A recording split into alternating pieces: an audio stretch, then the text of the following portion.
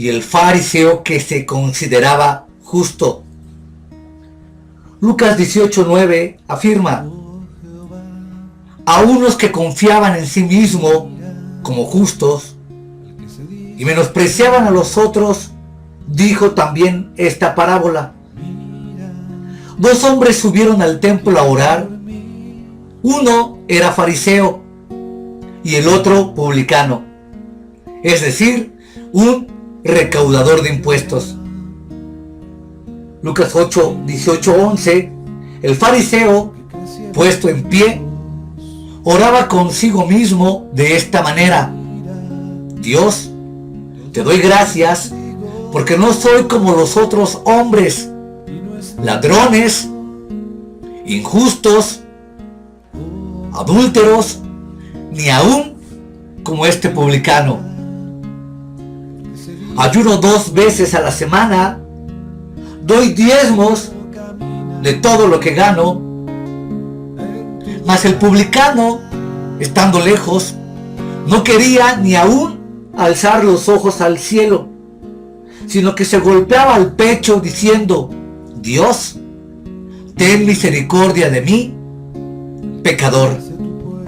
Os digo que éste descendió a su casa justificado antes que el otro, porque cualquiera que se enaltece será humillado, y el que se humilla será enaltecido.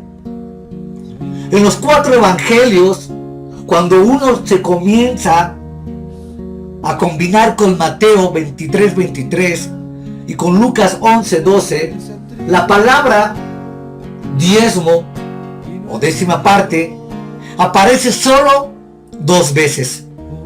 En ambas ocasiones como parte de una condenación dirigida a los fariseos que diezmaban por la hipocresía de ellos. El fariseo de Lucas 18 se creía más justo y por lo tanto despreciaba a los demás. Cuando dijo: no soy como los otros hombres, extorsionistas, adúlteros, ni siquiera como este publicano, estaba alardeando de su propia justicia por medio del ayuno y del diezmo. Aunque los pecados del recaudador de impuestos pueden haber incluido el de robar a Dios, el fariseo pecaba más al exaltarse a sí mismo. Su actitud mental anulaba sus obras de servicio a Dios, como muchos hoy día. Creía estúpidamente que sus grandes contribuciones cubrían sus pecados. Es decir, como pensando sobornar a Dios. Yo puedo vivir como se me dé mi gana, porque al final de cuentas cumplo fielmente con mis diezmos. Fue el recaudador de impuestos, no el religioso, el que se fue a su casa justificado después de su sincera oración: Dios, ten misericordia de mis pecados. Jesús no estaba haciendo ninguna declaración positiva ni negativa sobre el diezmo. Dejó claro, sin embargo, que la justicia no puede ganarse por medio del ayuno, los diezmos, ni ninguna obra buena. Este relato enseña que Dios acepta a los que se humillan y rechaza a los que se exaltan. Excepto por su condena contra los fariseos, los evangelios inspirados por el Espíritu Santo no registran ningún caso en que Jesús mencionase el diezmo. Marcos y Juan ni siquiera usan jamás esta palabra.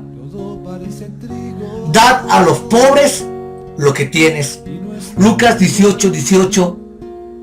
Un hombre principal le preguntó diciendo: Maestro bueno, ¿qué haré para heredar la vida eterna?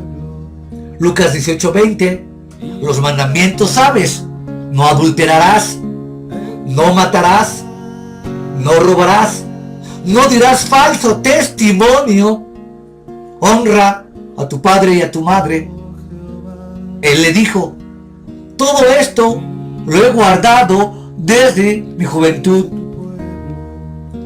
Jesús, oyendo esto, le dijo, aún te falta una cosa, vende todo lo que tienes y dalo a los pobres, y tendréis tesoro en el cielo, y ven y sígame. Entonces él, oyendo esto, se puso muy triste porque era muy rico. Cada vez que se trataba de los ricos, Jesús se mostraba más preocupado por la manera en que trataban a los pobres que por sus diezmos. Jesús le dijo al joven rico, vende todo lo que tienes y dalo a los pobres. No le dijo, dalo al pastor. Este dicho de Jesús era citado muy a menudo y su consejo era tomado literalmente por muchos líderes de la iglesia primitiva. Durante los primeros 3 siglos de historia cristiana, nadie deseaba que ninguno tuviera escasez o que hubiera pobreza. Se combatía asiduamente. Nótese que Jesús no dijo, vende todo lo que tienes y da tus diezmos. Da tus diezmos al pastor, al líder, al congregante, a la iglesia. Jesús nunca dijo eso. Jesús dijo que el diezmo se debería de entregar y ayudar al pobre. ¿Por qué? Porque lo más importante para Jesús es la misericordia. Así está clarito que Jesús siempre predicó el amor al pobre, al huérfano y al desamparado. Y en el momento en que puntualizo este concepto, no quiero que se malinterprete como siempre lo ha hecho la falsa Iglesia Católica Romana, que Juan Pablo II aplastó brutalmente la teología de la liberación en toda América Latina porque se estaba gestando un movimiento de ayuda al pobre. La teología de la liberación, en su rasgo principal, en su arteria principal, radicaba en ayuda al pobre, al marginado y al huérfano, cosa que la Iglesia Católica, por su gran opulencia en el Vaticano, pues no le convenía, y otros intereses más políticos, y aplastó Juan Pablo II brutalmente el movimiento de la teología de la liberación.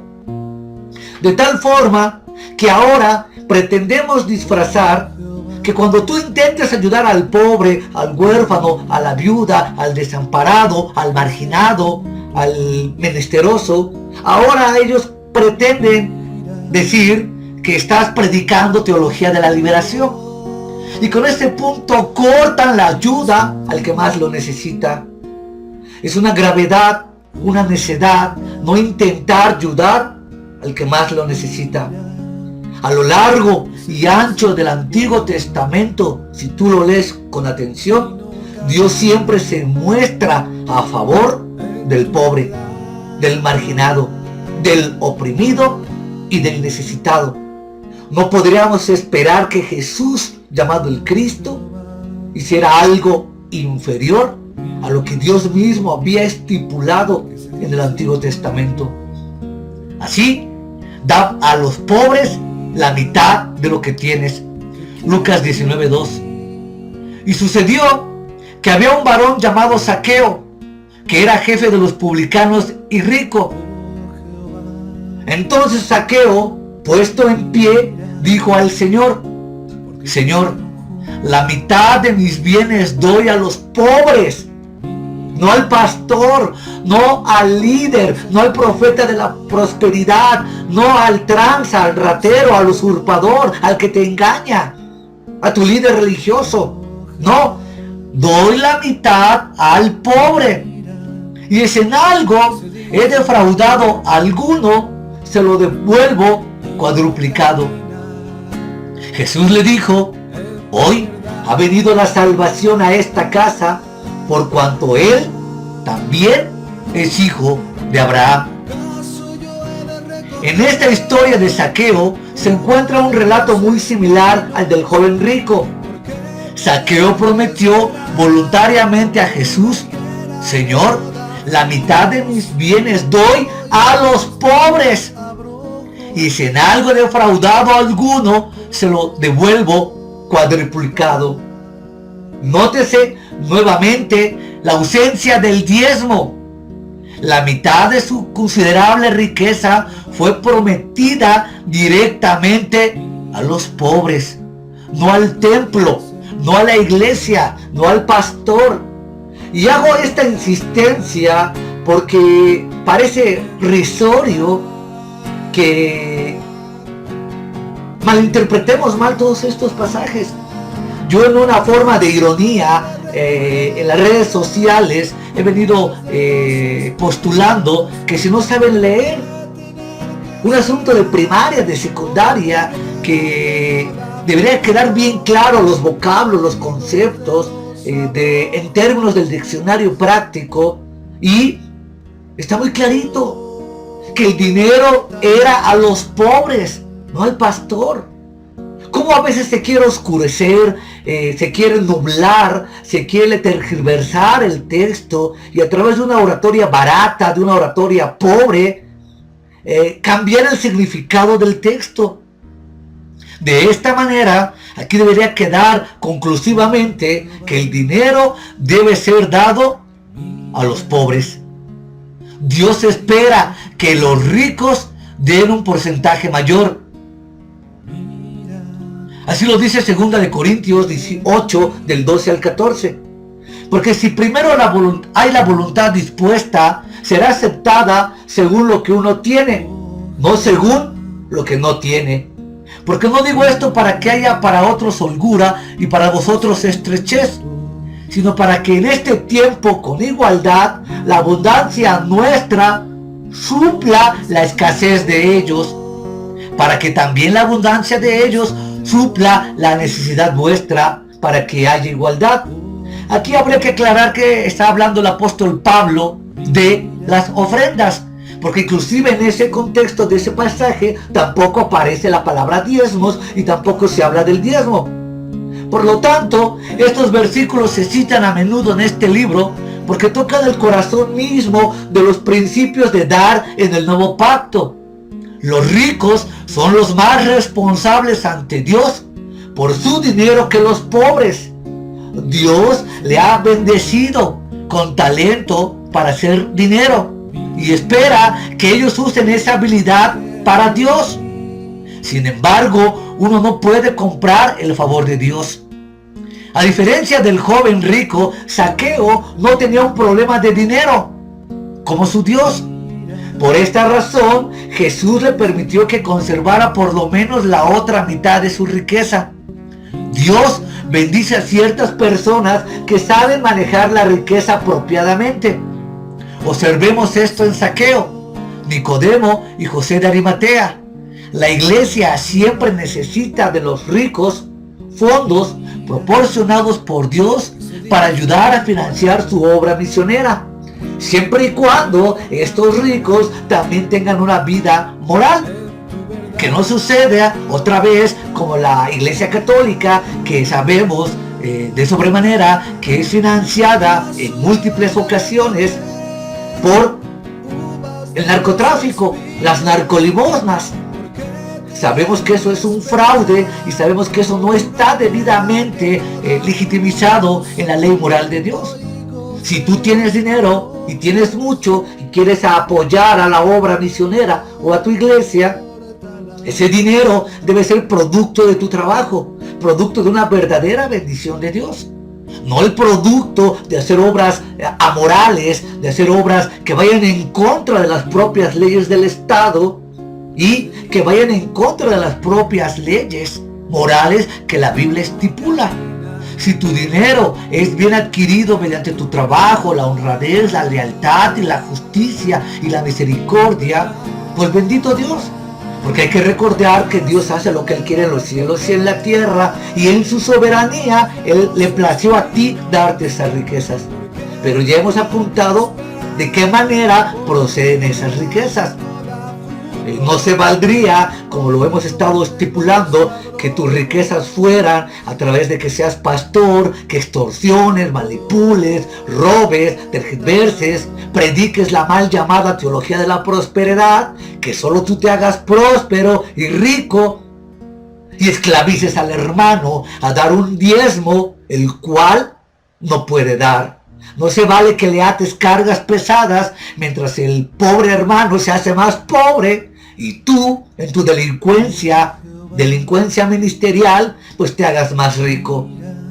Yo conozco pastores aquí que tienen 3, 4 camionetas, que a sus hijas las tienen en escuelas particulares de muy alta paga la colegiatura, viviendo de los diezmos. Y ves a su congregación cada vez más pobre, más necesitada y más menesterosa. Esto es una verdadera infamia. Esto es un golpe brutal al propio rostro divino. Por eso la Biblia, si la lees con atención, es muy clara en el momento de afirmar que debes de dar tu riqueza y tu ayuda al pobre. ¿Sí?